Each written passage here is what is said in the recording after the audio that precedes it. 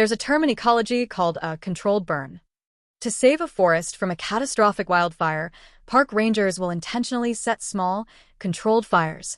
The goal is to clear out the underbrush, the dead leaves, and weak saplings so the strong, towering trees can thrive. Right now, the crypto market is undergoing a controlled burn, but it's not being managed by rangers. It's being orchestrated by Wall Street and global regulators. They are clearing out the parts of crypto they find undesirable, the chaos, the anonymity, the radical decentralization. And they are pouring gasoline on the assets they can control, sanitize, and sell back to you. This isn't a bull market or a bear market. It is a hostile takeover of an entire ecosystem. In the next few minutes, we will expose how this is happening, who is being burned, and what it means for the future of your wealth. Let's begin with the gasoline. This week, the final floodgates for institutional capital swung wide open. JP Morgan, the largest bank in the United States, officially announced it will now offer spot Bitcoin ETFs directly to its massive client base of high-net-worth individuals. Why now? It's not a change of heart. It's a change in business reality. The immense, undeniable client demand and the fear of losing billions in assets to competitors like Morgan Stanley or crypto-native platforms like Coinbase Prime force their hand. Their internal blockchain division, Onyx, is already a leader in institutional tokenization. Their strategy is now clear. Offer the simple, clean product, the Bitcoin ETF, to the public, while building the complex plumbing of a new financial system behind the scenes. This news was amplified by a favorable macroeconomic tailwind. The latest CPI inflation data came in slightly cooler than expected, giving the market a glimmer of hope that the Federal Reserve might be able to ease its restrictive policies later this year. The timing is perfect. Just as the economic pressure shows the first signs of letting up, the largest players in finance are rolling out the red carpet. This is the narrative they want you to see: clean, regulated, and ready for big money. But while the controlled burn makes way for the giants, the underbrush is being scorched. Look no further than the chaos surrounding the highly anticipated Layer 0 airdrop this week. For years, dedicated users and developers interacted with the protocol, documenting their journey on social media, hoping to be rewarded for their early support. But when the airdrop finally occurred, it was a catastrophe for many. An opaque and brutally aggressive Sybil filtering process designed to weed out bot farms ended up disqualifying thousands of legitimate users. The airdrop meta, once a tool for community building, has been exposed as a cynical, industrialized process. The community erupted in outrage, sparking a civil war that exposes a deep, festering wound within crypto, the proof of human problem. How can decentralized networks reward real people without being overrun by bots?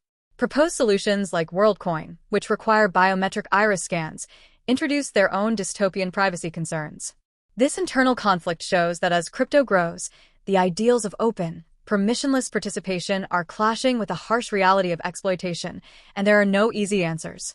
This is the chaotic, messy, and human side of crypto that the institutional world wants to eliminate. And the elimination is happening swiftly and systematically. In the most direct attack on the core crypto ethos this year, major exchanges like Binance and Kraken announced the delisting of leading privacy coins, Monero, XMR, and Scash, ZEC, across several European countries. This is not an isolated decision. It is a direct result of pressure to comply with global standards like the FATF travel rule, which requires the surveillance and reporting of user transaction data. This makes it legally impossible for centralized exchanges to support truly private assets. Privacy advocates argue this is a dangerous path. They contend that financial privacy is a fundamental human right, and that cash remains the primary tool for illicit activity, making the intense focus on crypto a form of technological scapegoating. But their arguments are being ignored. Governments will tolerate a transparent, auditable asset like Bitcoin. But they will not, under any circumstances, allow an anonymous digital currency to flourish. This is the controlled part of the burn. They're choosing which trees get to grow. Privacy, a foundational pillar of the original cypherpunk vision, is being systematically cut down and cast into the fire. With the stage being set for a sanitized version of crypto, all eyes now turn to the next approved asset, Ethereum.